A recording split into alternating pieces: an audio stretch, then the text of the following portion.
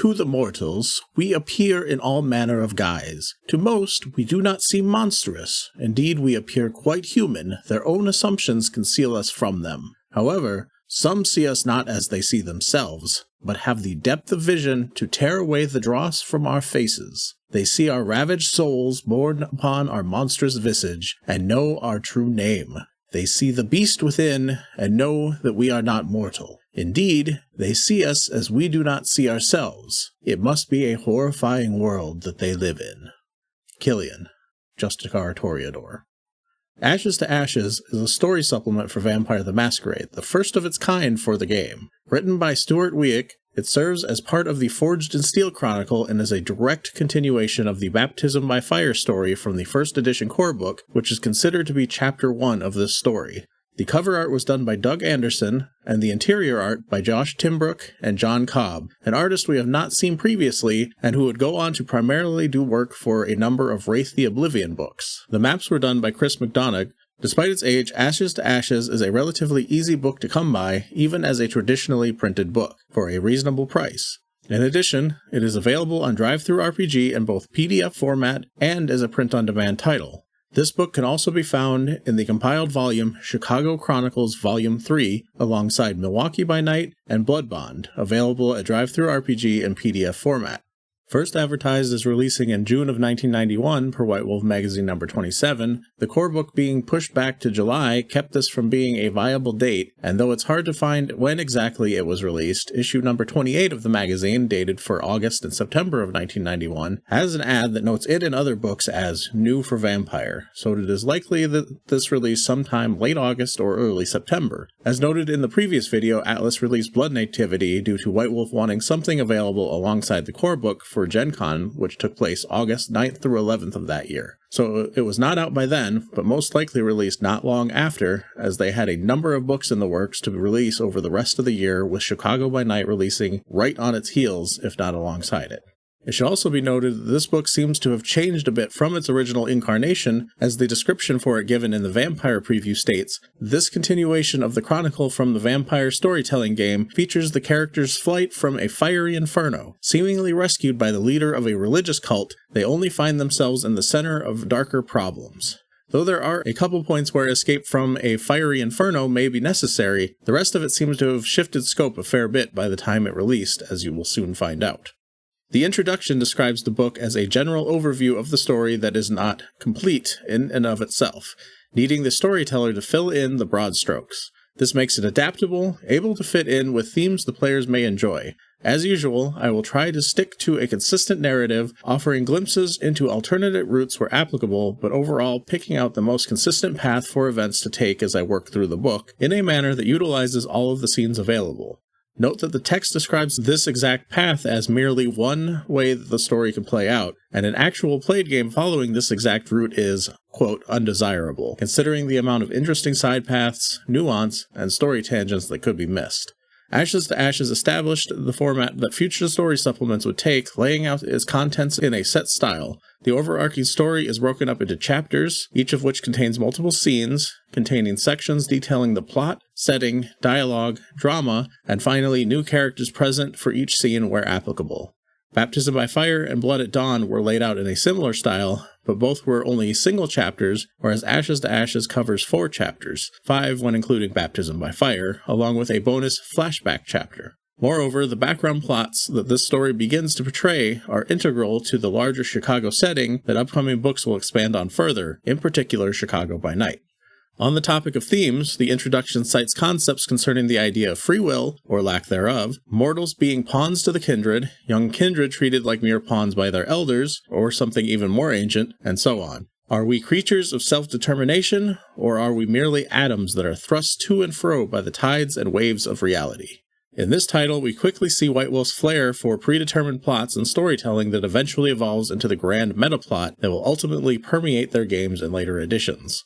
The introduction notes that some of the events may seem programmed and linear, but that it is intentional due to the events that will play out in later supplements, and notes that they can't give away what is really going on in this book, due for fear that a player may read and spoil the whole point of the chronicle for themselves. They warn that if you plan to be part of this story as a player, to stop at this point so as not to ruin the story for yourself. A warning that applies equally to this video. If you don't wish to have this story spoiled for you, turn back now. Chapter 1. Baptism by Fire. Forasmuch as it hath pleased Almighty God of his great mercy to take unto himself the soul of our dear brother here departed, we therefore commit his body to the ground, earth to earth, ashes to ashes, dust to dust. Prayer Book. Interment. The Baptism by Fire story described in the core book is meant to serve as the first chapter of this story. I will not reiterate it here, and indeed the book does not reprint the full details either, but it does give a basic overview of the events. Most notable is that it references events that were not described in the original text, such as chasing down Sullivan Dane, who was described only as observing Modius's mansion, and sharing an embrace with Alicia. Whatever the minor events, the key thing is that Modius ultimately sends the present neonates on a mission to Chicago to deliver a reply to the missive he received from Loden, Prince of Chicago. Also revealed here is what the contents of the letter entailed. Loden expects the neonates of Gary to present themselves in Chicago to be properly introduced and recognized by him. Modius soundly refuses and chooses to send them to deliver this response, but will secretly pull one of them aside and ask that they indeed present themselves to, quote, keep the peace. Chapter 2. Such Tangled Webs. Returning to their haven or havens, the young kindred have the rest of the night after Modius's party to prepare for the next evening. If they do not have a vehicle of their own or do not wish to drive into the unexplored city themselves, Modius will provide transportation by way of an old 1940s Bentley limousine. Though the goal is to seek out Prince Loden, no direction was given on where to actually find him, with the only helpful advice offered being from Lucian, who prompted them to seek out a Sir Henry Johnson at the Succubus Club if they had any issues. With no other clues present, this seems like the best place to start. It should be noted that I mistakenly named Lucian's friend as Sir John Henry in my video on the core book, but it was indeed written correctly there. However, this conversation and character are not noted as points of reference in the small section detailing the Baptism by Fire story, and I bring it forward here myself to connect the plot between the two chapters and provide motivation to go to the Succubus Club. Scene 1. The Succubus Club. The Succubus Club is a well-known and oft-visited spot by many kindred in Chicago and the nearby regions. Rumored to be owned by a vampire, it is known as one of the trendiest clubs in the city, even if it is also a bit weird. On its exterior, the club appears to be not much more than an old brick warehouse, squat and brooding. However, the interior is another story altogether. Completely refurbished, excepting some small signs of wooden beams and brickwork in place, it sports a number of balconies on all sides, a maze, a huge central bar, an on-site art gallery, numerous smaller sidebars, 3 hanging dance floors, and a VIP lounge. It is the sort of place that regularly plays music from bands like The Cure or Velvet Underground, and is frequented by patrons of the Gothic persuasion with a light mix of punks and yuppies who like to be part of the, quote, art scene. Though often busy, the kindred arrive at the club on a slower than normal night, the wild parties having occurred the previous night to celebrate the new year. Only the hardcore clubbers are present, providing only a dozen or so people dancing. The area contains a number of tables around the center area, as well as a number of wall booths. Though the center tables are completely unpopulated, a handful of the booths contain patrons. Most notable among the clubgoers are 2 groups in particular. A group among the dancers contains 4 individuals who have taken to slam dancing in the middle of the dance floor, moving far too frantically for the moody music on rotation. They are decked out in black leather and studs, and are clearly out of place as they push aside anyone who gets too close to them in their manic dancing. Among this group is the anarch Genghis, one of the only 2 kindred present tonight. The other is among a group in one of the booths. 3 of the individuals are quite drunk and enjoying themselves immensely, lawyers out for a night on the town. The 4th, dressed much differently from them, is paying for the drinks of the others freely as he sneaks small drinks from them in turn. This is Sir Henry Johnson, known more commonly as simply Sir. Though he will not take kindly to a group of kindred approaching him, if the group watches him, he will discreetly motion for one of them to join him. Genghis, despite his frantic dancing, will be well aware of everything going on in the club, and is likely to approach the remainder of the group. He and Sir are at odds over the Succubus Club, as both consider it to be their turf, and have often come into conflict over it, something that could easily happen again if the kindred do not navigate these conversations carefully. Genghis will most likely assume that the group are anarchs unless they are very conservatively dressed, as they appear young and are new to the city. He will try to convince them to attend an anarch meeting being held later, talking conspiratorially with one of the group. If they promise to not tell anyone else, he will reveal more about the clandestine meeting to start organizing against the elders, mentioning one in particular known as Ballard, and someone who calls themselves Sheriff.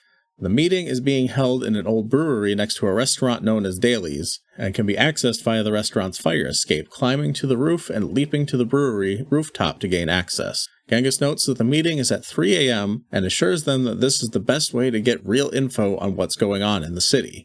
He offers to guide them there if they're willing to stick around the club for a while, but may be convinced to travel with them elsewhere in the meantime if they agreed to attend. Meanwhile, the individual who chose to approach Sir will find him somewhat inebriated due to feeding from his drunk companions. Though he is of a prominent age, Sir's carousing and hedonistic tendencies have placed him far outside of the power structure of the city, and he is unable to provide solid details. Despite this, he is quite helpful if a bit egotistical, but Patience will provide a few answers to pressing questions, and he will offer a drink from his companions. Once the subject of meeting Loden is broached, he laughs and notes that nobody gets to meet Loden anymore, and claims that no one has seen him in a year. Though this is not actually true, Sir does not know that. He does provide some direction, though. You've got to see Neely, then he'll talk to Loden for you. He will direct the Kindred to another club, a hole-in-the-wall place known as the Cave, where they must speak with Horace, who will in turn be able to direct them on how to get in touch with Neely. Overall, this is a relatively straightforward scene, though there are a few opportunities for drama. Aside from the situation between Sir and Genghis that could easily flare up, it is noted that another booth contains a group of drunk fraternity brothers who do not take kindly to what appears to be Sir kissing the various men at his table. Another Kindred joining them and proceeding to do the same may be enough to set them off. Either event or even other occurrences could be enough to get the Kindred kicked out of the club by bouncers, or a display of vampiric power could set up other unforeseen consequences. Characters: Sir Henry Johnson. Sir Henry Johnson, or simply Sir as he asked to be called, is a 10th generation Toreador and was once a decorated captain in the British Royal Navy in the mid-1800s. He has a dark complexion and an air of dignity about him, though he is often flushed with an overindulgence in blood. Because of his history, he instinctively joined the Camarilla after his embrace, finding familiarity in its hierarchy and readily serving the elders. Despite this, he has begun to give into his hedonistic nature more and more as time goes on, and his indulgences in intoxicated blood have made him sloppy. Though this has not resulted in a Masquerade breach as of yet, it seems to be only a matter of time. Ballard is familiar enough with him to know some of the wrong that he has done, and uses this information to coerce Sir into leading the newly arrived Gary Kindred toward the cave to speak with Horace. Genghis. A 12th generation Bruja, Genghis has the look of a stereotypical punk anarch through and through. He keeps his head shaved and sports a tattoo on the side of his head of a dagger, and is resplendent with piercings, a safety pin through his nose being of particular note. Embraced in the 60s, Genghis is one of the original punks and carries the mantle without hesitation, rebelling impulsively and reflexively at any opportunity. He hates the elders and adheres to anarch and punk values in such a way that he could ironically be considered a conformist to those ideals, though he would never admit as much even to himself. Despite his fierce appearance, Genghis will readily follow the lead of someone who seems stronger than him or who he deems suitably cool. Scene 2. Magic at the Cave. The Cave is not nearly as popular a hangout as the Succubus Club, and is decidedly inhospitable.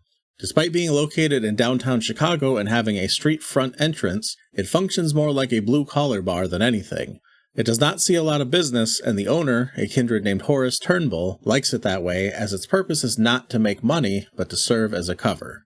There are no other bars in the area, and the entrance is dark and dingy with an easily overlooked sign and a single door. Entering leads through a long hallway with shops on either side that take up the front half of the building. A series of door knockers decorate the walls leading towards the end of the hallway and the swinging door that leads into the bar itself.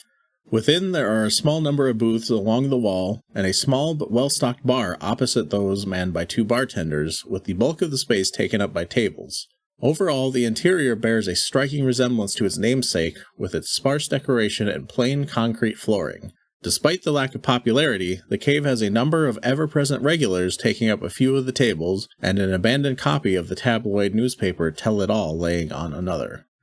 There is no obvious Kindred presence here, so the Kindred approach the bar and ask after Horace. The female bartender, Maureen, has little interest in talking, but the other, Fred, has some knowledge of what Horace is. He may come to recognize the newcomers for what they are, and will try to keep them talking while he discreetly presses a hidden button to notify Horace of the Kindred's presence and give him time to contact Ballard. If pressed, he'll direct them to a nearby door that leads to a hallway ending in a door to the back room where Horace is currently located and seeing to some business. Should the Kindred decide to make their way to him before being directed, they will find that the door to the back room is unlocked and walk in on a curious scene. Surrounded by a group of bikers, all of whom are Kindred, Horace kneels over another Kindred and drives a stake into his heart, rendering him motionless. One of the bikers, known as Tyrus, will notice the interlopers and try to force them back out of the room before Horace directs him to let them stay and offers to let them in on their little bet.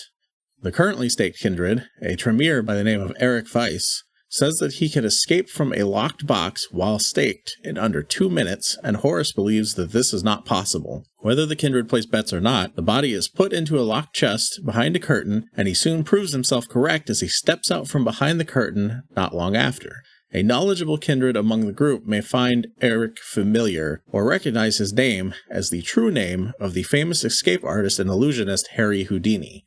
Once the business is concluded, Horace will speak with the new Kindred and attempt to verify them as the group from Gary. He notes that it's not wise to venture around Chicago without protection, and should someone mention the letter from Modius, he will laugh at and comment about how that man's word carries very little weight in the city. Regardless, Horace says he will get in touch with Loden and see what he can do and will usher them into the nearby office. Making a phone call, he ultimately passes the phone to one of the group, whereupon the person on the other end identifies himself as Loden and directs them to meet him at the Field Museum of Natural History at 3 a.m., directing them to tell the guard they are there to meet him and will be let in. After the call, Horace recommends the group lay low until the meeting, but notes that it would not be wise to be late. At this point, they may speak with Tyrus and his group and learn that despite their appearance and demeanor, they are very much not anarchs. Characters. Horace Turnbull. A 10th generation Malkavian, Horace is of English descent and sports a prominent hooked nose. He has a demeanor that speaks of intelligence and patience. He claims to be the first European embraced in the New World and had arrived in the Americas in the late 18th century. As a vampire, he supported the colonists during the Revolutionary War and views the struggle of the anarchs in the city in a similar light. Despite this, he has grown more conservative with age and no longer cares to interfere in such things.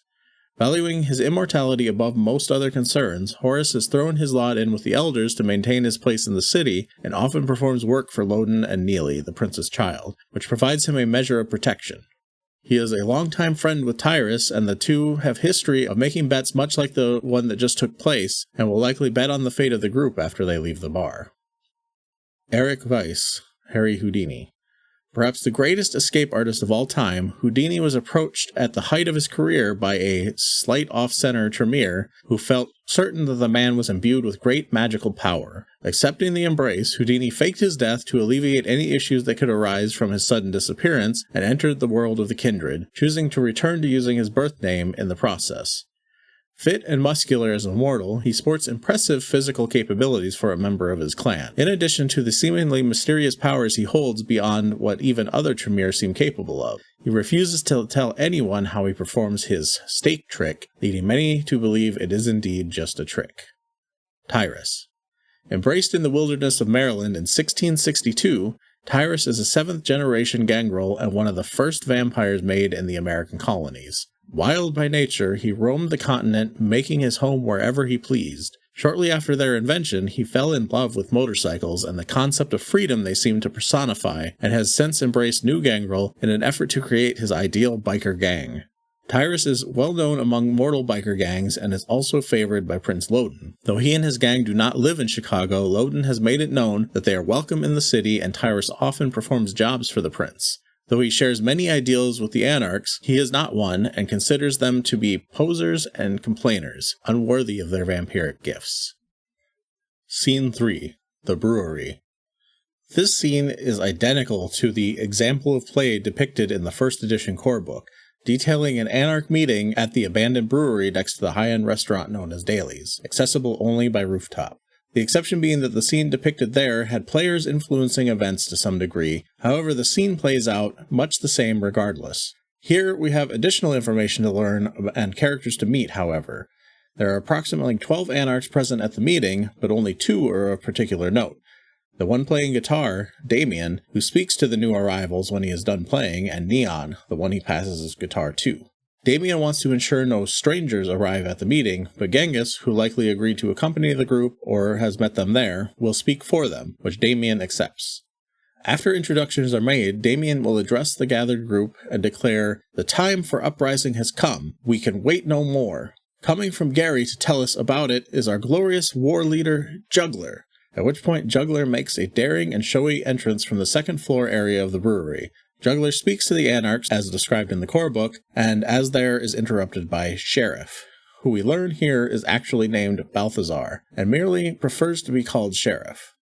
Here, events carry out much the same as depicted previously, with the threat of gas on the roof and burning the building down. Sheriff claims to merely be breaking up the meeting, but seems to be fishing for information, and ultimately his intent is to burn the building down whether the Anarchs comply with him or not. Ballard, whom he works for, wants them all dead. If Sheriff doesn't exit first, his man on the other roof will burn the building, but he is a coward at heart and will beg and plead if something occurs that could put him in danger. But he will double-cross everyone the first chance he gets. Likely, the building will end up on fire no matter what, though events may not go as poorly as depicted in the core book, depending on how the exit from the building takes place. Characters. Sheriff, Balthazar.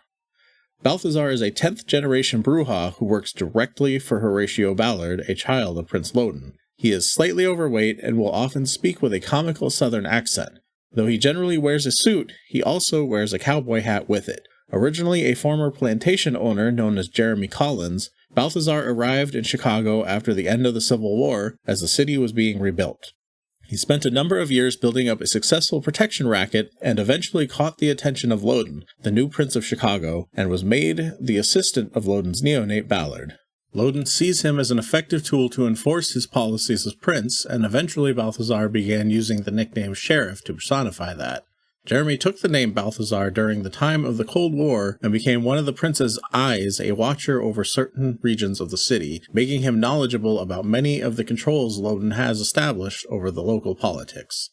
Balthazar is a strong supporter of Loden and Ballard, having served them in numerous capacities over the years. It should be noted that though Balthazar is spelled with an A on his character sheet and in future books, the majority of this book spells it Balthazar with an E. Damien. Damien is a Brujah of the 6th generation, something notable due to his relatively young age as a Kindred. Embraced at the age of 14, he has grown to have an enormous amount of confidence over his more than 20 years as a vampire, though he is now effectively a man trapped in a boy's body. Embraced and then abandoned by his sire, Damien has never been presented to the prince, and knows little of Camarilla society beyond the constant persecution he has received despite his sire actually being one of the oldest and most powerful of the primogen in the city. Since his embrace, Damien has predominantly lived on the streets, not having a permanent haven, and continues to have trouble coming to terms with his need for blood. He is almost Toreador-like in his search for pleasure, and his ego knows no limits. Despite his bravado and rebellious streak, Damien has a highly developed sense of honor. Recently, Damien has become friends with a Malkavian elder in the city known as Johann, as depicted in the Vampire Preview, part of Episode 0, who has gone out of his way to educate Damien and teach him the ways of the Kindred. Sheriff seems to be out to get Damien and will go to any lengths to make his life miserable. The older Kindred has no idea how powerful Damien really is, though, and only knows that he seems particularly hard to kill. Neon. Jimmy Holcomb. Neon is a very recently embraced caitiff of the 12th generation. Embraced merely 2 weeks before the events of this story, at the age of 7, Neon has a face that appears constantly plastered with surprise and fear. Here it describes Damien as a caitiff, despite being noted as a Brujah in his own entry. Damien ingrained himself into the boy's family, posing as his older brother via use of Dominate to do so. Eventually tiring of this, he left, and Sheriff had one of his men attack the boy's family, violently murdering them all in front of the child, and then embracing him and leaving him there. Later, when Damien learned of the ritual killings from the news, He searched and found the boy a few days later, living in a culvert and feeding off squirrels. Since then, Damien has effectively adopted the boy and attempts to keep him hidden from the elders who would likely kill him on sight as an abomination.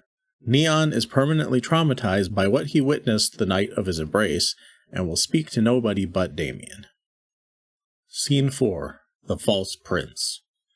After escaping the mess at the brewery, the time has arrived for the Kindred to attend their audience with the prince, or so they think. Arriving at the Field Museum of Natural History, they are allowed entry by the security guards who are under the control of the city's elders.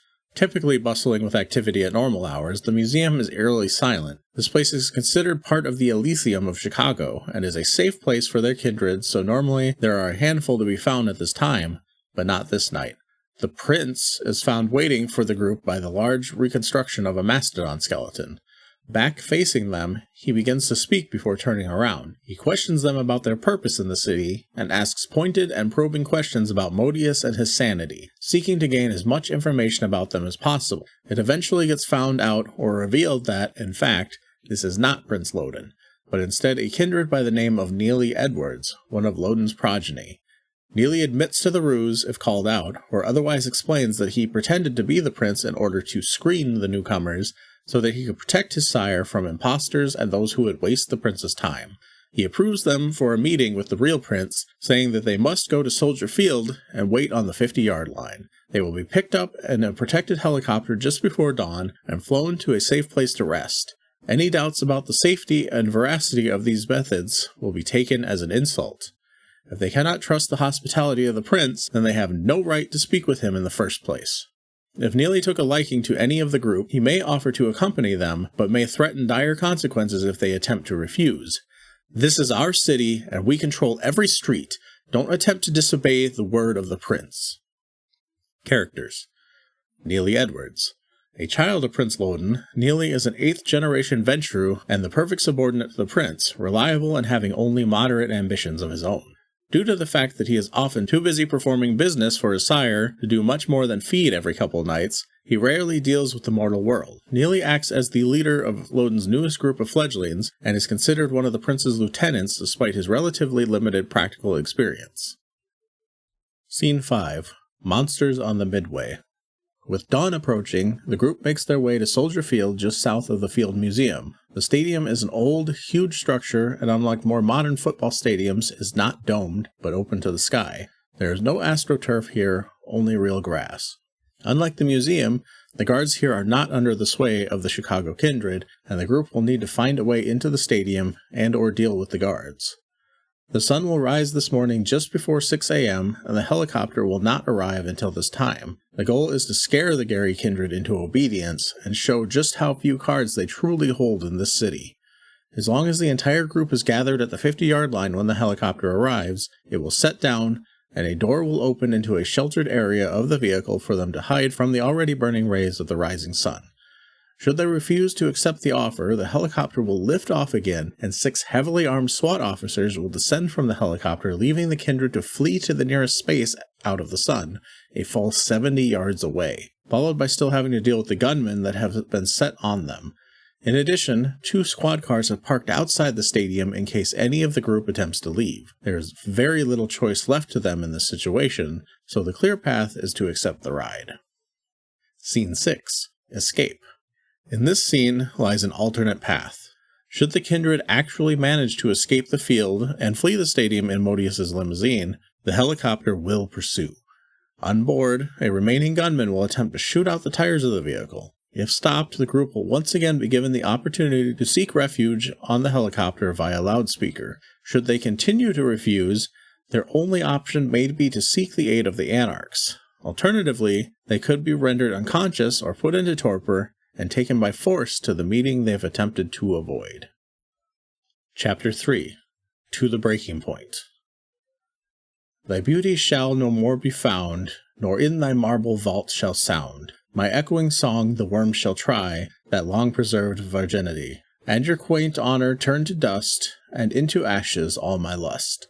The grave's a fine and private place, but none, I think, do there embrace.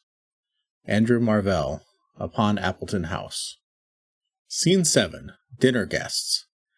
The group wakes up in plush rooms. Given time to prepare beforehand, they are then taken by limo to Daly's, the upper-class restaurant next to the brewery where the Anarch meeting was held the previous night, though the brewery is now a burnt-out husk.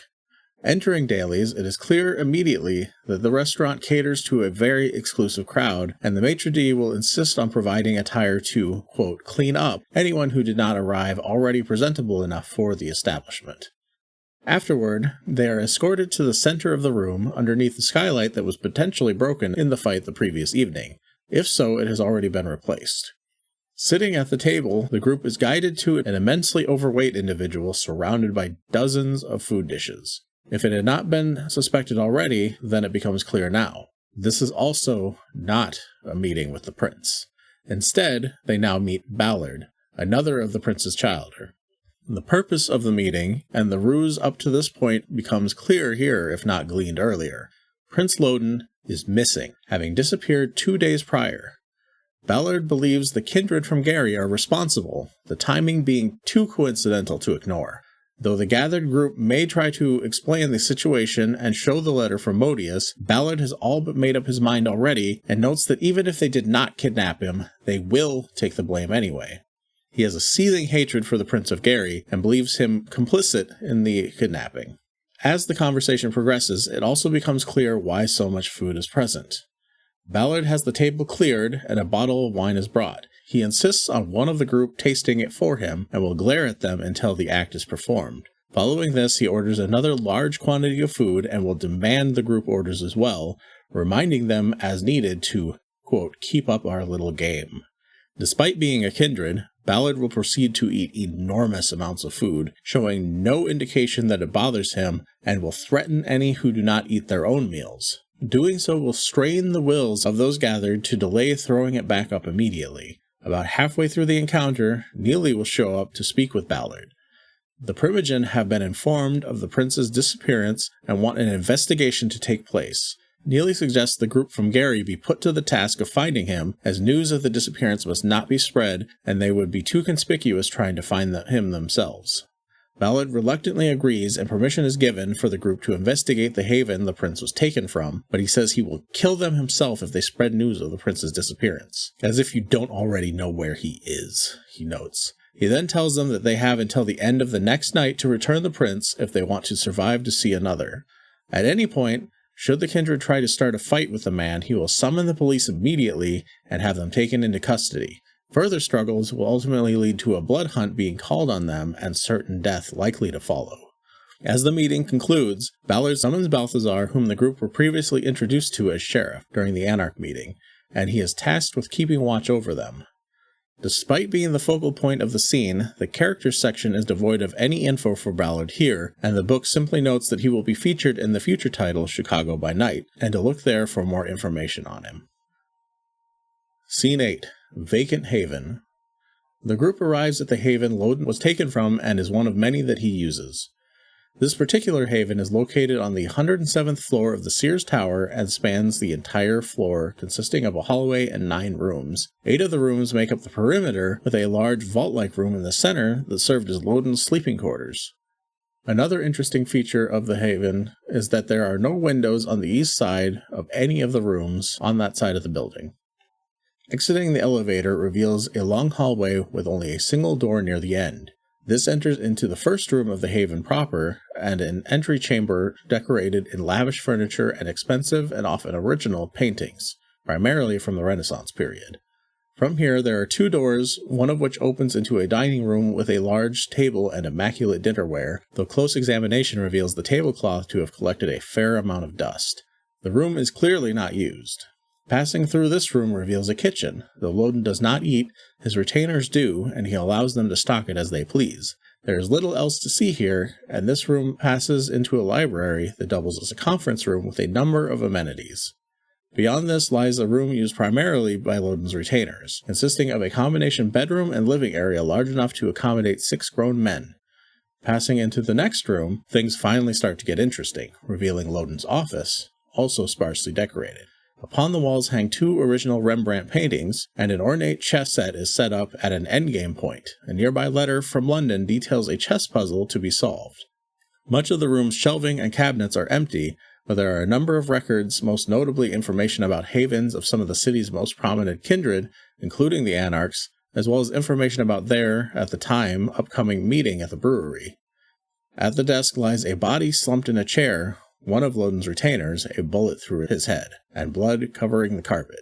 This room also sports the only access to Loden's central vault and resting place. Investigation of the body reveals that it has been there since the abduction, a cigar in one hand that has burnt a hole in a number of papers there, though none appear important to the investigation. More interesting is a document at the corner of the desk, a report from Neely detailing possible activity from a satanic cult in the woods north of the city, and a map circling the location with a note that indicates further investigation is warranted. A quick inspection of the room on the opposite end reveals a security office that has monitors showing cameras in all of the rooms, as well as many other places in the building. There are shelves that hold up to 6 months worth of tapes that are then recycled. Investigation reveals that the footage for about an hour around the time of the kidnapping is not present. Past the security room is a game room designed to provide entertainment for the prince's retainers, and this room leads back out into the entry chamber, bringing the group full circle. They return to investigate the vault. As unbelievable as it may seem, the door of the vault has been all but ripped from its hinges. Someone possessing Auspex may be able to sense the immense power exerted in this spot to be able to accomplish this task. Entering the vault reveals a spacious room with a massive waterbed at the center. Also present are a private phone, 2 sets of manacles set into the wall to store food in case of emergency, a variety of personal items, and a computer. Near the interior side of the door is an intricate panel that allows the vault to be time-locked from within, as well as offers the ability to override any attempts, even successful, to unlock the door from the outside. Among the personal effects are an old book, a journal of one Admiral Turney, a prominent British admiral leading up to the start of World War I. He is revealed to be a member of the Arcanum, and Loden had acquired the book in the hopes of learning what the organization might know of the Kindred, but was disappointed. A note from Loden resides in the back of it stating, "Dedicated to Roarke, a fine retainer who sacrificed his life to bring me a book of worthless value." In addition, a pendant rests on a shelf at the head of the bed, made of black onyx and connecting to a very old silver chain. Its use is unclear, though wearing it gives a sense of what another person is doing, someone who bears the twin of this pendant. Little can be gleaned from the computer before Balthazar deems it off limits, but various files on it can be found, including a list of kindred in the city and their generation. A full investigation of all the rooms from an individual skilled in such matters reveals clues that the act of kidnapping the prince was perpetrated by a single individual. In addition to physical investigation of the premises, there had been 2 retainers on site when the kidnapping occurred. One, Julian Curry, is the dead body found in the office. The other is a woman by the name of Natasha, who was in shock at what happened and is not easy to get anything out of. She had been in the security room when everything happened and seems to not recall anything out of the ordinary, even denying that there is any footage missing or that the surveillance was turned off for an hour until she sees the truth of things directly, unable to explain the cause. Becoming too friendly with her results in Balthazar telling her that you are the ones who kidnapped Loden, causing her to shut down again, not trusting you. Throughout, Balthazar proves abrasive and incredibly unhelpful, clearly having no interest in aiding the other kindred. After wrapping up the investigation, the group leaves the haven. While in the elevator, one of them is struck with a sudden vision. They feel a sense of falling a long distance, and the feeling of cool stone underneath them. They see a cave of some sort, the only entrance high above, a light in the distance. In the dark of this deep, hole-like cave, a horrible noise can be heard, and a large dark shape moving. It charges towards them, and they are struck down before they can even defend themselves. The feeling of being torn apart before the vision comes to a sudden, jarring end as the elevator reaches the ground floor. Scene 9. Rescued from Victory. As the group leaves the building to act on the clues given, Balthazar presses the kindred to not look into the cult tonight, as the distance is too far to travel with the short amount of night left to them, and continues to pester them about dropping the pretenses and just taking him to Loden, and reminding them of their deadline. During this tirade, a member of the group notices the young Brujah Damien peeking around the corner of an alley behind Balthazar. He indicates to keep quiet, and sneaks up on the man, striking quickly and driving a stake through his chest, immobilizing him. Damien quickly hides the body in the alley, leaving his protege Neon to watch over the staked vampire and ushering the group to their vehicle while trying to excitedly explain that they are being used in a greater game of the Elders, whom don't care much about them specifically and suggest that they should lay low for a week or so until their attention is drawn elsewhere. Ultimately, though, he will admit that finding Loden may still be the best use of their time, and recommends a safe place to sleep for the day before they continue their investigation, but admits to not having used it in many years. There is a man whom Damien refers to as the Ghoulie Man, who will watch over Kindred during the day for the cost of a vial of blood. The man in question is clever and never drinks blood from the same kindred more than twice, and has maintained his free will in this manner. Damien gives them the address and then tells them he needs to get back to Neon, worrying about the younger kindred. Though there is still some time to investigate this night, they decide to stop here to at least secure a resting place before proceeding with their investigation, suspecting that things will not be wrapped up so easily. It should be noted that this scene is presented in the book as an optional stopgap scene that can be added anywhere if the group struggles on what to do next and creates interesting storytelling opportunities for the Chronicle to build on, especially since the group has the option to stop Damien. Either way, this scene ends with them making a long-term enemy of either Balthazar or Damien, throwing their lot in more solidly with the Camarilla or Anarchs in the process. Scene 10. The Ghoulie Man. Arriving at the address given to them by Damien, the group finds themselves in one of the more run-down neighborhoods in the city. The building the address directs them to had once been a 7-Eleven convenience store, but has been boarded up and the paint stripped off the building. A quick inspection of the premises reveal a police car parked around the side out of normal view. It appears something has happened here quite recently, and the purported Ghoulie Man is likely no longer present, but there may still be something to learn here. They seek to enter, and subterfuge seems the safest course of action. If done well, the police are able to provide some much-needed context that reveals things here may connect to Loden's disappearance in some way. There was a raid on the location due to cultist activity that was broken up. The cops are maintaining a watch on the building in case more of them appear. Upon entering the door in the center of the building, a short corridor goes about halfway through it before reaching another door splitting off to the left and right. The door enters into a large but mostly empty room, and to the left are numerous doors that open into small rooms with worn mattresses and decaying furniture. This is presumably where the kindred were allowed to rest using the services formerly rendered here. To the right side are 3 more doors, one on each side, and another at the end. The door on the left leads to another makeshift room, but this one is much cleaner and better kept. Presumably this one belonged to the proprietor. The door on the right enters into a small room converted into an impromptu office by the officers that were watching over the place. There is not much here, but several newspaper clippings tacked to the wall, with one in particular being of note. It is an article taken from Tell It All, the same tabloid that was seen at the cave. The article is titled, "Bloodless Animal Man Seized by Police." Reading the article provides additional insight despite the sensationalist spins on things. The article describes a police raid on what was clearly the building you are in now, in which a body was discovered that had no blood in it. In addition, the body seemed to have had extremely hard, almost petrified skin, and bore features that were described as being a cross between a snake and a wolf. The body was found without any clothes, but had been wearing a, quote, strange saber-toothed pendant, possibly the double of the one found in Loden's room. In addition, the canine teeth of the body were elongated, clearly the work of vampires, the article notes excitedly. Finally, the last door is most interesting of all. It is a large, metal-reinforced door that had once been locked with a massive padlock. The police were able to break in and found only a small room with a strange trapdoor-like opening in the floor, formerly covered by a massive stone slab that had been pulled open with a pulley and winch system. It remains open and an unlit lantern sits near it. The only thing that remains to be done here is to enter. Scene 11. Potent Blood.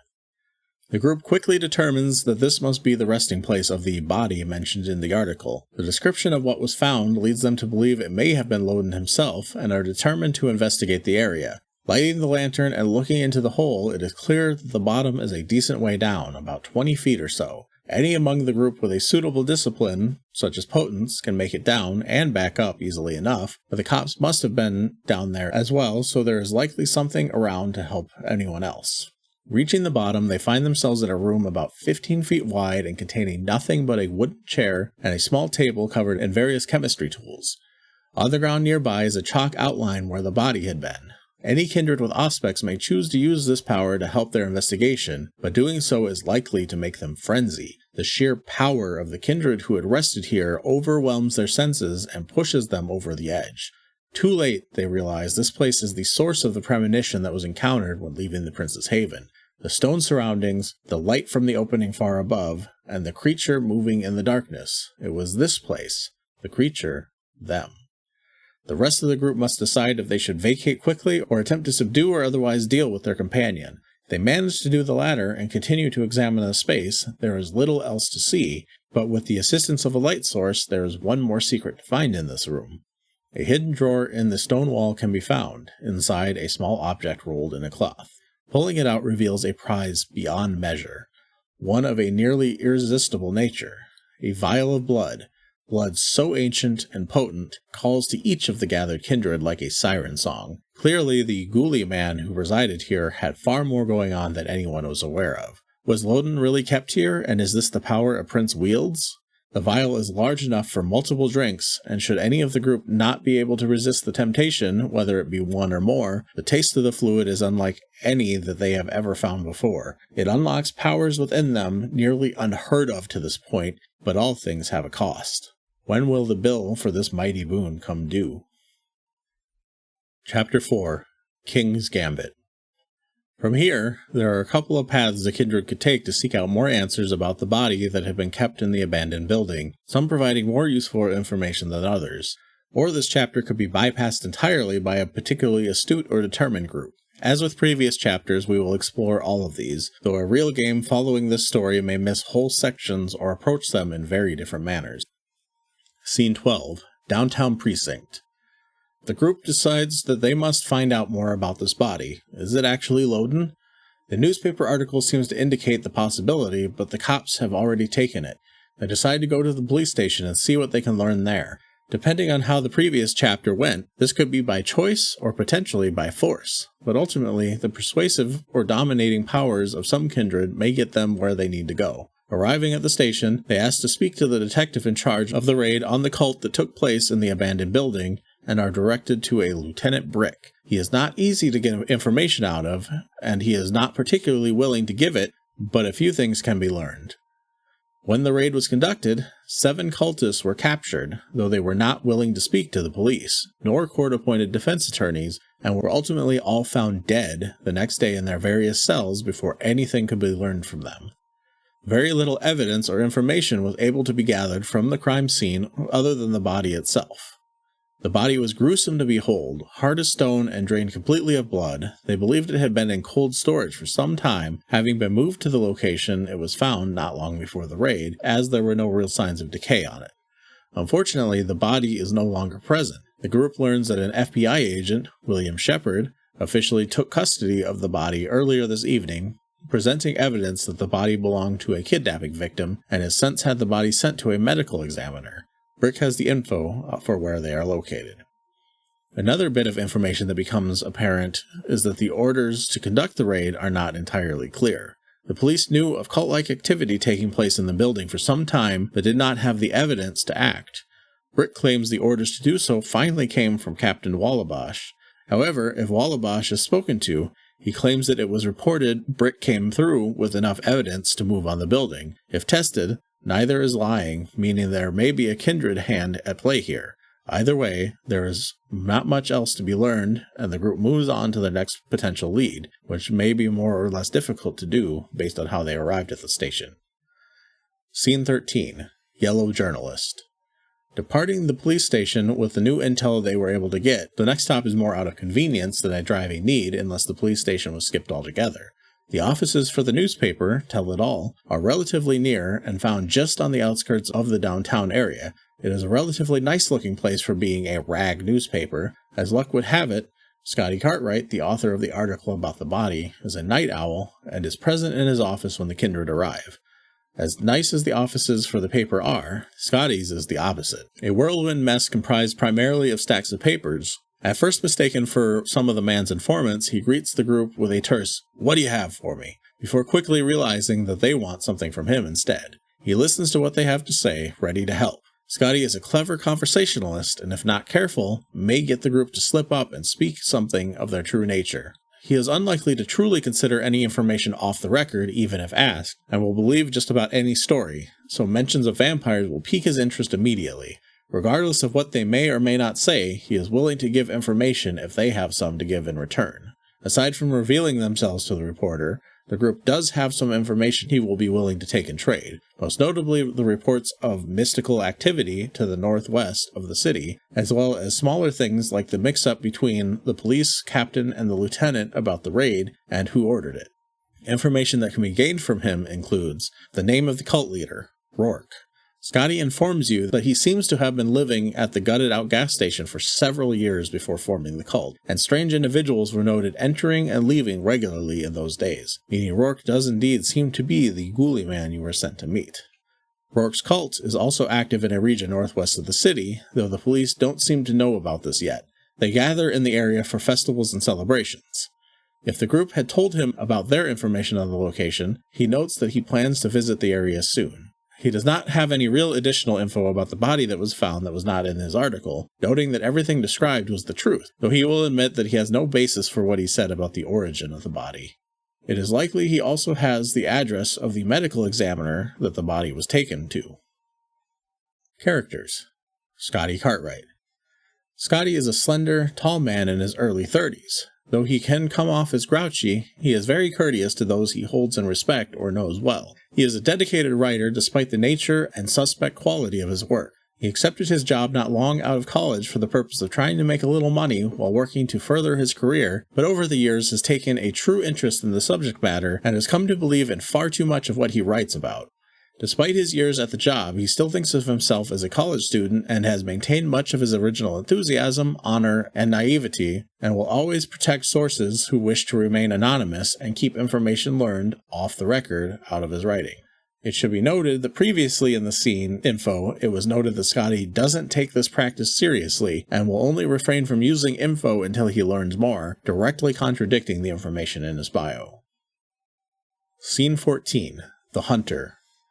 Between the information found at the police station and from Scotty, the next best step is to track down the body that was taken from the cult, located along the very northern area of Chicago proper, not far from Lake Michigan. In the Gothic world, anyway, the text notes, this name likely being a precursor to what we now know as the World of Darkness. In an old stone warehouse, Agent Shepard's medical specialist can be found. It stands 3 stories tall, and at first glance seems to be an ordinary warehouse. The appearance of most of the exterior would reinforce this idea, but a close inspection reveals that though the windows on the bottom 2 floors are old and have been blacked out, the 3rd floor windows appear to be brand new, frames and all. Belonging to a man named Michael Standdown, the warehouse has been converted into a combination home and laboratory. Though the 1st floor has intentionally been left to look like a warehouse, stacked with numerous cardboard boxes labeled ceiling fan, the 2nd floor has been converted to a relatively high-tech lab with numerous pieces of testing equipment, and the 3rd floor has been converted to a modern personal living space with plenty of natural light. In addition, unbeknownst to the group trying to get in, the building is also highly fortified and trapped. Roof access is unlikely as it has been reinforced with sheet metal, and the ground floor has numerous traps awaiting unwary kindred. Regardless of the time of night the building is approached, Michael will be up and at work on the 2nd floor. While doing so, the elevator will be kept on that floor and the stairwell door is barred by an electrified gate. In addition to these protections, the roof and the ground floor are laced with trip lasers designed to set off a silent alarm on the 2nd floor to alert Michael. The ground floor is also rigged to easily be turned into a death trap for any who enter. Should the alarm be sounded, metal barred gates similar to the one protecting the 2nd floor stairwell will activate and block off the only exit from the floor, blocking retreat. Michael can communicate with the intruders via a 2-way speaker system to determine who they are and what they want.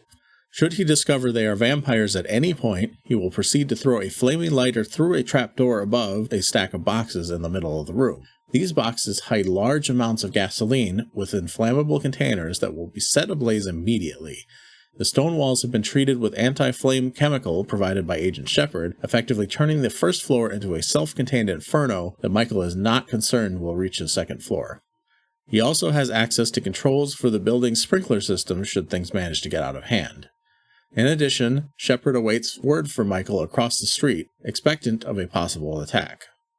Should the group manage to sneak, coerce, or brute force their way to the second floor, they will find Michael standing by a table on which rests the body they came to find, still in a body bag. He waits for them armed with a pair of small but high-powered crossbows fitted with wooden shafted bolts. In addition, he stands in a ring of intense light cast from bulbs specially designed to simulate the effects of the sun. Should one of the Kindred be brave or stupid enough to try and enter the circle of light, they will learn this fact the hard way, though the effects of it are only about half as potent as the real thing, and Michael is ready to attack should anyone make any move toward deactivating it. Should the group attempt to try talking with the man, he will be willing to converse, but if they intend to take the body, they will have to go through him, and he is ready to make a last stand to prevent it being taken. If they choose to do so and manage to take Michael down, inspecting the body quickly reveals that this is, in fact, not Loden. The body they've been chasing is of clear Eastern Mediterranean descent and not European as Loden is known to be. Though this body bears some burn marks from Michael's experimentation with his sunlight, the body is in otherwise good condition. If any of the group drank from the blood found in Roarke's hidden cellar, where the body had been at any point, they will now be under the powerful influence of the Methuselah and be compelled to convince the others to touch the body. Any who touches the body will come under the effects of his dominate powers and be forced to do his bidding. This involves relocating the body to a secret location in the middle of the wastelands in Gary, after which they will be forced to forget the events and come to their senses the next night not knowing how they got there or what happened. Damien is sent to retrieve them by an unknown party and insists the group continue their search for Loden and give them clues pointing them toward the last remaining lead they had, the cultists. As it is now the last night available to find the prince, they better make good use of it. Should the characters somehow manage to take possession of the body without anyone coming under his influence, they will have to figure out what to do with him, but the chances of this happening are incredibly low. Characters. This section features only Michael and notes that the identity of the Methuselah is not revealed here, but will be described in detail in the upcoming Chicago by Night. For now, he is identified only as the Black King, and the book notes he is extremely powerful and beyond the ability of the characters to harm. Michael Standdown. Michael is a 30-year-old Native American with long hair who is very proud of his heritage. He became interested in the occult at an early age, intrigued by the shamanistic heritage of his people, and spent much of his 20s traveling across North America and parts of Asia, hunting for places of power. Giving up a promising career as a physician, he has spent the years since then as an occult investigator of sorts, having found an unshakable belief in the supernatural after the things he had seen. Michael was contacted by FBI agent Shepard about 6 months ago asking to collaborate, having been recommended by the infamous hunter Sullivan Dane. Michael readily agreed, and Shepard had large quantities of medical equipment shipped to Michael's building. He suspects the arrangement for so much equipment must be illegal in nature, and chooses not to inquire or pry too deeply. Chapter 5. Check and Mate. The beaten road, which those poor slaves with weary footsteps tread, who travel from their home among the dead, by the broad highway of the world, and so, with one chained friend, perhaps a jealous foe, the dreariest and the longest journey to go. P.B. Shelley. An Exhortation. Scene 15. Hell's Pasture.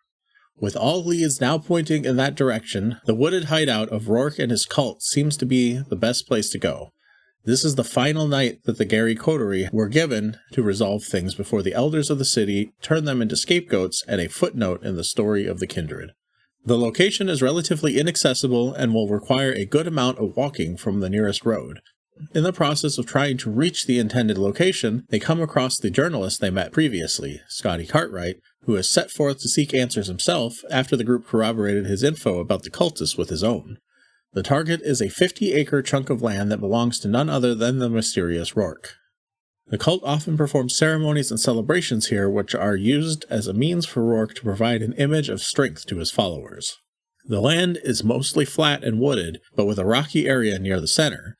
Following a short gully into the rocks allows one to emerge into a natural earthen amphitheater, perfect for the cult's activities, a primary reason Roarke has purchased the land. Unless outright forced, Scotty will refuse to leave without a story, and his curiosity is particularly piqued by the presence of the group if he does not yet know what they are.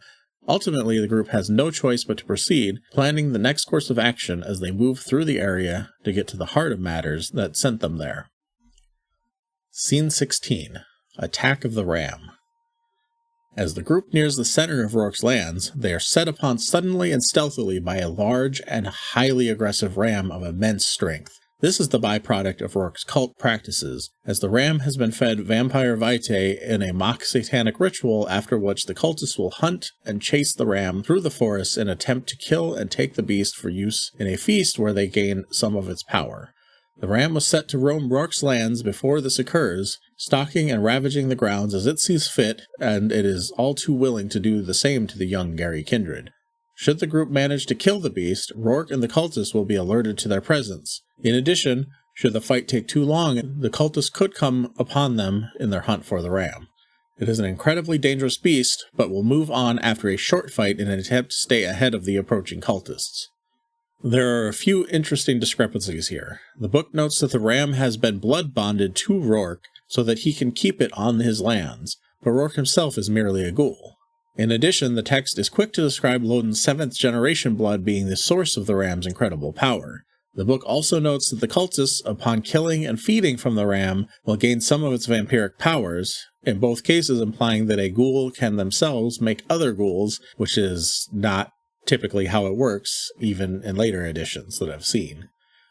The implication here seems to be that Roarke, feeding from Loden himself, is able to pass the prince's blood along to the ram and through it to the cultists. It is also implied later in the book that a ghoul making use of the powers granted to them can use up the blood, rendering themselves fully mortal again, seemingly putting both a time limit and use limit on the vitae in their systems, though this is not something that was directly noted in the core rulebook.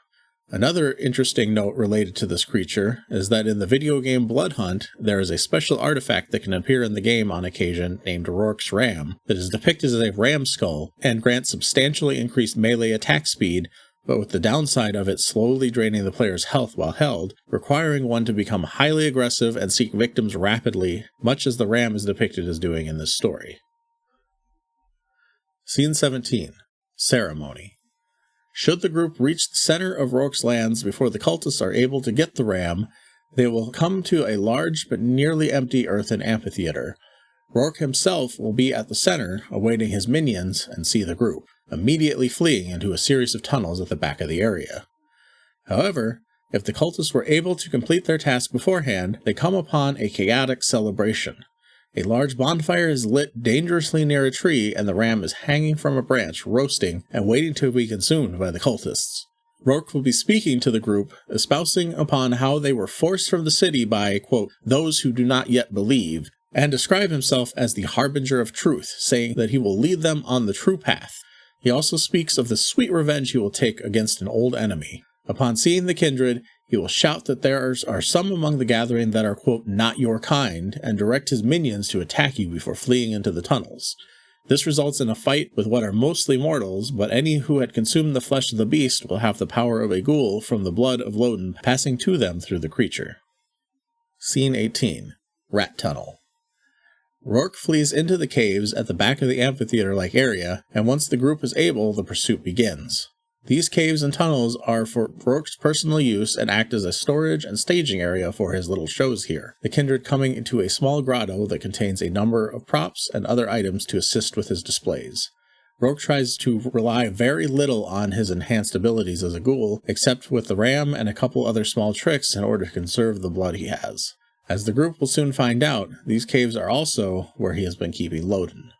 As Roarke moves through the area, he comes to where Loden is kept, on the floor in the middle of a large chamber, staked. Surrounding the walls of the room are numerous cages full of rats, starved and left to smell the tantalizing blood of the prince for days. As he moves through the room, Roarke opens the cages before exiting through another door opposite where he entered. The rats set about their meal almost instantly, gaining the enhanced power of a ghoul in the process. Barring creating a lot of noise, the pursuing kindred will likely hear the squeaks and other noises of the frenzied rats before they enter the room. As soon as they do, the creatures will pick up their scent, a fresh supply of powerful blood for them to consume, and immediately begin to swarm them. As the rats pull away from Loden, they will be able to see him, though there's a strong chance he will be unrecognizable. However, the stake through his chest will be clear enough, making it obvious what occurred. The rats are not out to kill, but they do desire to feast on the blood of the group, making them highly dangerous all the same, and dispatching them will likely cost a fair amount of their own blood before dealing with the potential dangers of a staked and ravaged elder vampire. Not to mention the perpetrator of this whole situation, who is still on the run. Scene 19. Showdown. While the fight with the rats heats up, Roarke will actually re-enter the room from where he ran to, and, in full sight of the Kindred, brandishing a supernatural horn from a previous ram as a weapon, and fully refreshed with his hidden blood supply from the Methuselah found the previous night. Once the Kindred notice him, he will transform into a rat, joining the creature's assault on the group. He knows he can't outrun them and decides his best option is to join the fray. Though difficult to spot amidst the dozens of other rats, it will be clear he is attacking when it happens, and he will eventually retake his human form once enough of the rats have been killed. At this point, he will immediately dominate one of the members of the group and turn them against their allies. If the remainder of the group compress the attack though, Roarke will quickly deplete his blood supply and lose the strength available to him. As he lays dying, beginning to age rapidly, he may be willing to provide info. If the group was not quite sure, they can now get confirmation that the staked Kindred here is indeed Loden. With the right questions, Roarke's story and motivations may even come to light, though very little can be gleaned of the true happenings behind the scenes in Chicago. As mentioned previously, it is not clear where the idea of a ghoul running out of kindred blood turns them back into a mortal comes from, as this is not something that was noted as a function in the core book, outside of merely noting that they use blood points much the same as kindred do. Like the idea of ghouls being able to vicariously create other ghouls, there seems to have been a lot of liberty taken with the material about them for this title. In addition, though the ability for a ghoul to learn disciplines such as Dominate is noted as being very rare, it seems to happen quite often. Afterword. Depending on the fate of Loden and the other choices made, this story could end in many ways. If Roarke and his horde of rats are defeated quickly enough, Loden can be saved and the kindred from Gary greatly rewarded in the process, potentially even being made his bodyguards, though a blood bond would be required for this, something the primogen of the city would frown upon. Even should the prince be destroyed in the fight, it is still very possible for the group to come out on top. Contacting Ballard or Neely immediately, the site will be investigated and the group ultimately exonerated, though Balthazar may very well be out to get them if they betrayed him to Damien. At best, they will be welcomed in the city and recognized by Ballard, who becomes the new prince. At worst, they are sent back to Gary and told to never return. For now, at least. The book notes in this section that the deeper details of the city's politics can be learned in Chicago by Night, and that Loden surviving is the assumed state of things going into that book. It also states that this story's plot will continue more directly in Dust to Dust, but this book would not be made until 2 decades later for the 20th anniversary edition. Characters. Roarke. Though once a clean-shaven and well-groomed man, Roarke is now a terror to behold. Standing at 6'5", he has let his hair and beard grow out and has a look about him of a man not quite tethered to his sanity. The story of how he has come to this state of being, and the reason behind his motivation for revenge are detailed in much greater depth in the next section, which delves into his past. Roarke's story. Advanced Storytelling Flashback. I am ashes where I was once fire. Lord Byron, to the Countess of Blessington. This section describes the use of a secondary story, in this case a flashback, where the players are set to play pre-made characters and are able to play through a story from the past that links intrinsically to the main story they are experiencing. In this case, that of the story's main villain, Roarke. It is set near the end of 1969 and the players take on the role of mortal retainers of Prince Loden. It is recommended that the story be broken up to play concurrently with the main story, switching between the two at opportune times, but it will be presented here in its complete form, as that is how the book has presented it. It recommends beginning utilizing the flashback story just before entering Loden's Haven, and finishing it up alongside completing the showdown with Michael Standdown, as it can provide small hints about what's really going on in Chicago. Characters. Roarke.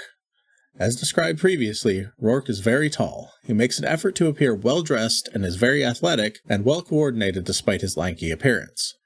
Made a ghoul at the turn of the century, Roarke has served Loden for decades after attracting the then new prince's attention for his business acumen representing industrial interests in the city and elsewhere. Roarke acts as the leader of Loden's various retainers and serves Loden diligently in whatever is required. Originally, Roarke's contact at the police department was key to Loden's control over them, but when that contact, the chief of police at the time, died, Loden began using other means to control the cops. How he does this is something Roarke greatly desires to learn. Natasha. Originally serving as part of the Special Affairs Division of the FBI, Natasha came into contact with Loden while investigating a lead into suspected paranormal activities in the city. During this investigation, she herself came under suspicion for so-called communist activities, owing in part to her Russian heritage, and was ultimately deemed a security risk and was fired. With nowhere else to turn, she went to Loden, who had offered her a job when they had met previously, and he used his connections to have Natasha's name removed from the FBI's files. She has served him faithfully since, acting as a bodyguard to the prince, but has come to suspect that he was likely responsible for everything that happened to her, so that she would have to turn to him. Despite this, Natasha remains loyal in service to him, as she is readily able to demonstrate being better than anyone else at what she does. Killing. Amber. Distinctly different from Loden's other ghouls, Amber is a stereotypical hippie. She met Loden while at Woodstock and became enamored with the man, sticking with him since that time and acting as his personal attendant and hostess, and occasionally providing blood to him in emergencies. He provides for her in return, though he has cut back heavily on the drugs over time unless the mood strikes him. She suspects that she may move on one day, but doesn't feel the need to rush into ruining a good thing.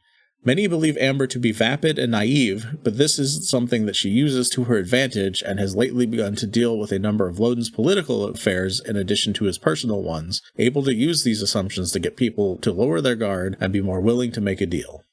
Derek Gallen. Standing as tall as Roarke, Derek is a good-natured and outgoing man of Italian descent who served as a helicopter pilot for a MASH unit in Korea. Soon after arriving in Chicago, Derek became a regular at Daly's and was noticed by Loden there, who hired him when the prince was in need of a pilot for a midnight flight to New York and has been flying for him ever since. A risk-taker, Derek has a constant need to risk his life, which has a tendency to get him in trouble with Loden and irritate some of his fellow retainers. Julian Curie. Formerly working for Chase Manhattan Bank, Julian was the handler of Loden's assets for the bank until Loden lured the man away from them with a higher salary and the benefits of being a ghoul to continue his work more exclusively. Julian is proud of his upper-class upbringing, education, and family status, but since beginning to work for Loden directly, he has been unable to see his family. This has become a sore spot for him as he has recently been disowned by his mother due to these circumstances. Scene 1. At ease in the Windy City. The opening scene involves the group of retainers in the same haven belonging to Loden as seen in the main story. Loden has spent a rare night staying in so that they are free to do as they please, barred only from Loden's inner vault where he has spent most of his time. Eventually, the doorman rings up to let them know that a package has arrived. Upon investigation, this is found to be a very large box, but if the paperwork is inspected properly, it notes that this address is only the billing address and the package was meant to be taken to the airport. The driver, already annoyed at the wait to drop this off, will become irate if asked to take it to the correct address, as this was his last stop. If he cannot be convinced, or Loden must become involved, he will be incredibly upset and insist the package must be delivered to the airport promptly. In addition, at some point, Balthazar will show up and insist to be let in, demanding to speak to the prince. The Brujah was recently made one of Loden's eyes in the city after the Anarchs caused mayhem at the recent Democratic National Convention held in the city, and insists he has news and will not take no for an answer.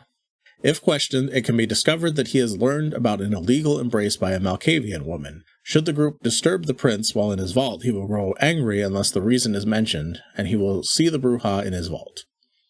Though the majority of the conversation cannot be overheard, Balthazar's shouting will allow for some of what's mentioned to be gleaned. Though Loden is notably strict about embraces in the city, he insists on letting this one slide as he seemingly owes the woman a favor. Balthazar is incredibly unhappy with his outcome and storms out.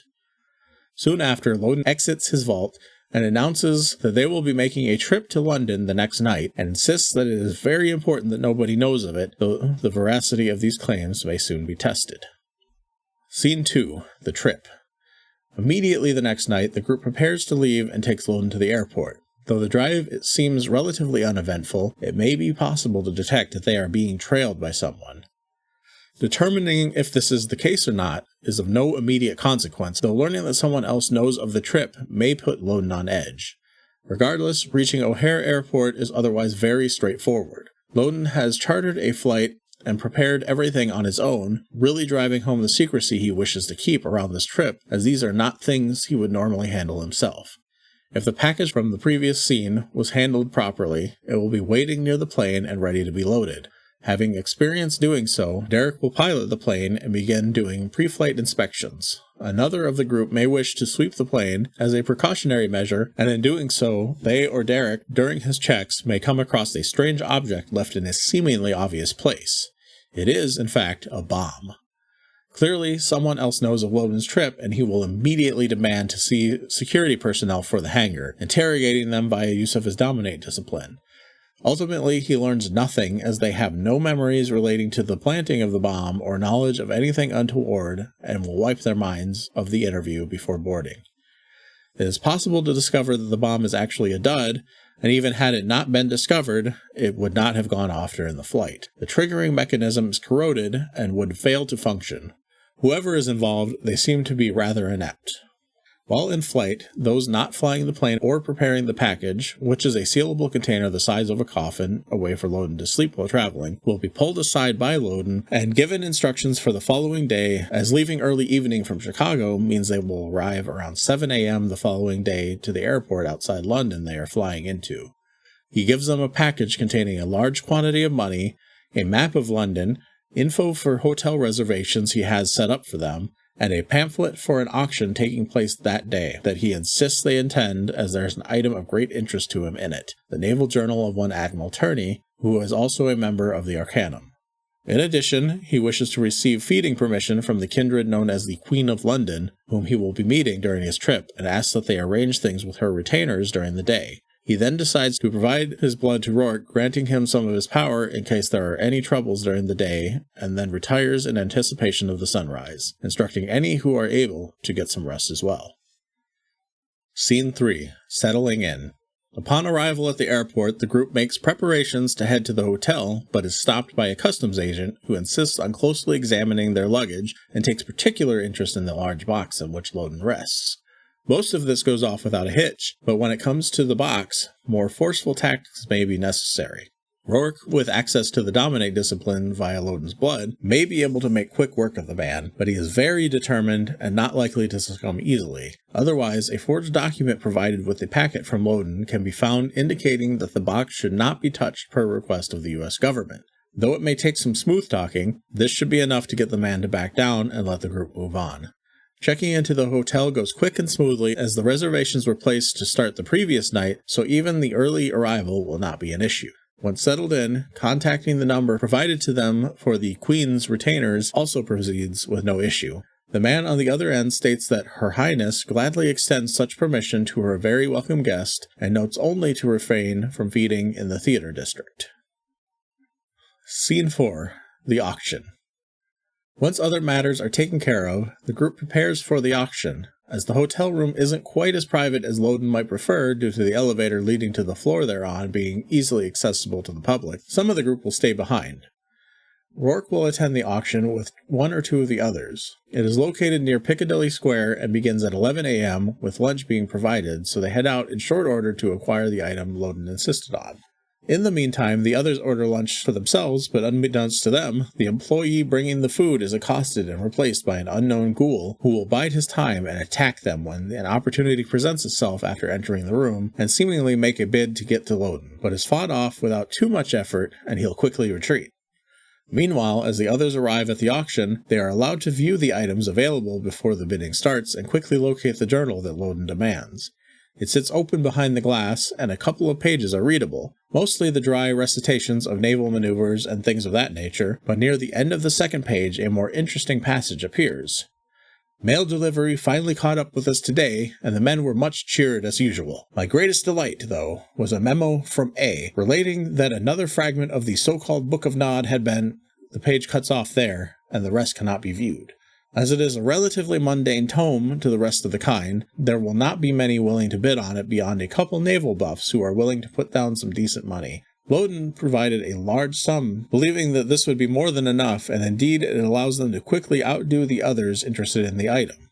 However, as it seems victory is certain, another man interjects a bid, one that is triple what the group just bid. He was not present during the lunch and seems to have slipped in quietly. When the group glances at him, he gives a knowing smile. Loden was insistent on winning this item, and luckily the group knows the information to access one of Loden's Swiss accounts, and they are able to outbid the man who does not make much effort to overtake them after his initial bid.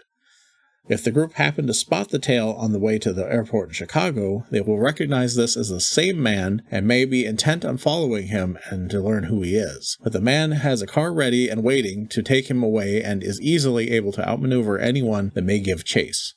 He had no intention of winning the book and only wished to be noticed before making his escape.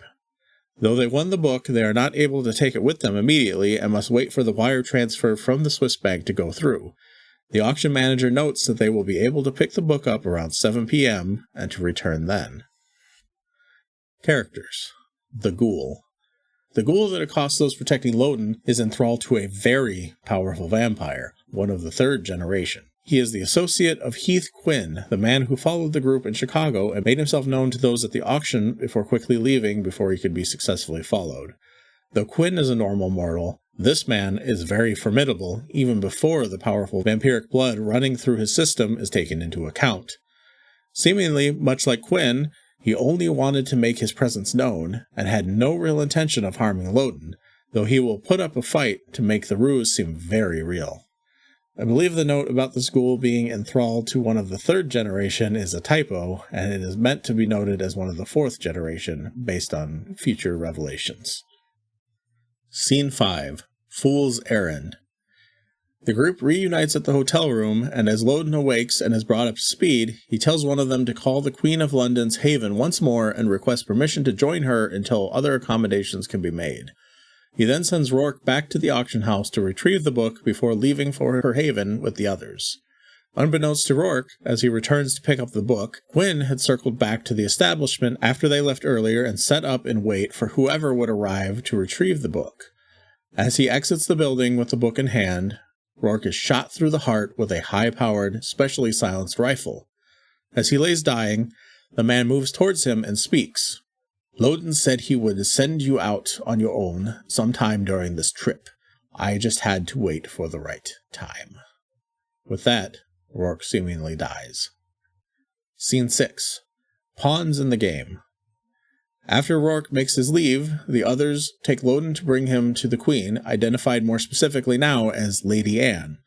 It is noted that Queen is merely a stand-in for the title of Prince in these parts, when the Prince is female. Loden says he wishes to feed before visiting her and suggests taking in a show at the theater, though this is just in jest to ensure that his retainers are paying attention. After he takes some time to feed, they arrive at an old, massive mansion on the outskirts of the city and are greeted at the door by Pershing, retainer to Lady Anne, and the same person that was spoken to on the phone when requesting feeding rights for Loden. From this point, Loden's retainers are treated as if they don't exist, even by Loden himself, who does not wish to show weakness in front of such an old and powerful kindred. They are ushered to a game room after Loden is taken to the Queen. On the way to the room, Loden's conversation with her can be overheard, and the ghouls quickly learn just how trivial this important and secretive trip really was. Anne. "So, Prince Loden, I am very glad you have arrived. Did you encounter any problems during your journey?" Loden. "None, my lady, that troubled me to any degree." Anne. "Excellent. Well then, what is your business with me?" Loden. "No business. I just thought to challenge you to another game of chess. I rather fancy I have made a breakthrough concerning the use of pawns." With this, the flashback comes to an end, but there are still some connecting events left to be revealed, though the book leaves where and how to reveal this information to the storyteller. In addition, it is noted that more can be learned about the Queen of London in The Old Ones, a book that was never released, and that I have seen no mention of beyond this. Instead, she is first featured in A World of Darkness, a later first edition book. Endgame. The Pawn's Gambit. The chessboard is the world. The pieces are the phenomena of the universe. The rules of the game are what we call the laws of nature. T.H. Huxley, A Liberal Education. The truth of these events, and how Roarke is still able to play the villain, is revealed to the storyteller. Heath Quinn had on him a vial of incredibly old and potent kindred blood that he immediately feeds to Roarke. It is not enough to immediately awaken him, but it begins to heal his fatal wound just in time. While he remains unconscious, the man takes him to his master. Roarke remembers little to nothing of these events, only recalling being fed blood and awakening at some point to make his way back to Chicago. He is consumed by a desire for revenge, understanding now that the Kindred see mortals only as pawns to be used and discarded at a whim. Upon his return to the Windy City, Roarke bides his time in the shadows, waiting patiently for his moment. Unable to survive without kindred blood due to his advanced age, he sets up shop in an abandoned 7-Eleven convenience store and makes himself known to the Anarchs. He will provide shelter and watch over them for the day for the small price of some of their blood. He subsisted like this until the mid-80s, when, just as the sun rose, an Anarch burst in seeking shelter, speaking of discovering a sleeping elder, but quickly succumbed to torpor before he could relay any details and ultimately perished.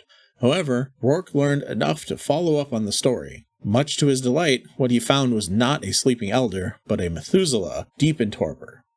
He swiftly gathered up the body and returned to his domicile with it. With blood this powerful, he could finally begin to plan his revenge. But while thoughts raced of using this ancient being to fulfill his goals, the Methuselah instead used him for its own whims.